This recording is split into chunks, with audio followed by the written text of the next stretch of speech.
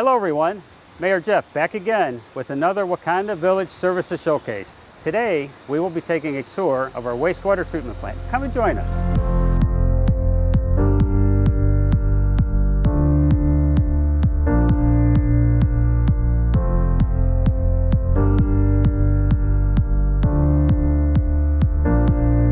Hello, my name is Anna Kutstra. To explain the treatment center, we need to go back to 1953 when the village of Wakanda built the first treatment plant at Slocum Lake Road. This was a very simple plant that utilized shallow lagoons filled with a stone media as the main treatment process. The solids were then treated with anaerobic digestion, which were then spread onto drying beds before they were removed and incorporated into farm fields. In 1985, the plant grew to include a primary clarification system, two 30-foot trickling towers utilizing a plastic honeycomb media, followed by secondary clarification, sand filter treatment, and disinfection by chlorine. In 2005, an activated sludge plant was added. Secondary clarification and sand filter technology is still used in the treatment, but the chlorine disinfection has been replaced with a less dangerous process of ultraviolet technology. This upgrade resulted in the plant having two separate treatment streams that utilize the same principles but with slightly different techniques. The first step is the same for both treatment streams. Grit removal allows large, heavy objects, such as wood, toys, and eggshells, to settle out of the stream. The stream then passes through a screener which captures all those large items that are too light to settle out. Wipes, string, paper, and bits of plastic are examples of some of these light objects captured by the screener. At this point, the two streams separate. In the old system, primary treatment is the next step. This consists of long basins where the water moves slowly, allowing large particles of sludge to settle out. The sludge is then removed to an aerobic digester for further treatment. At this stage, the water is about 50% cleaner. When the water leaves the basins, it gets pumped to the top of trickling filters.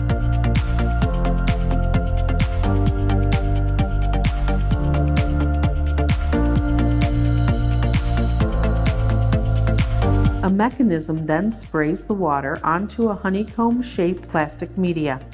This media allows bacteria and microorganisms to grow and adhere to it. The nutrients in the water is removed by the bacteria, which actually cleans the water. After the trickling filter, the water moves to the solids contact tank. At this point, two things happen. First, ferric chloride is added to the waste stream. This facilitates the capture of phosphorus. Second, air is added to the water. This creates an agitated environment which allows small suspended particles to grow. After this treatment, the water is allowed to rest again as it enters the secondary clarifiers.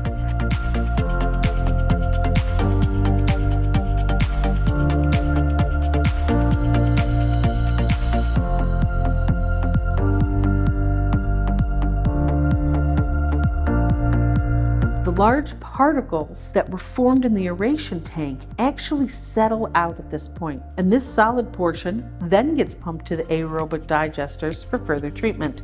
The stream then flows to the sand filter treatment, where it joins with the system from the new activated sludge plant. The new system is considered an aeration system. Unlike the old system, which removes a large volume of sludge in the primary treatment, the new system keeps all that sludge in solution. It uses air to mix and agitate the water.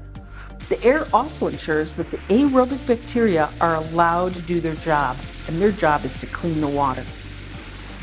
As in the old system, the water enters the secondary clarifiers, where those large particles begin to settle out. After clarification, the water enters the sand filter treatment. Afterwards, the water flows through a channel with long tubes emitting ultraviolet light. This 10-second journey is all that is needed to disinfect the water.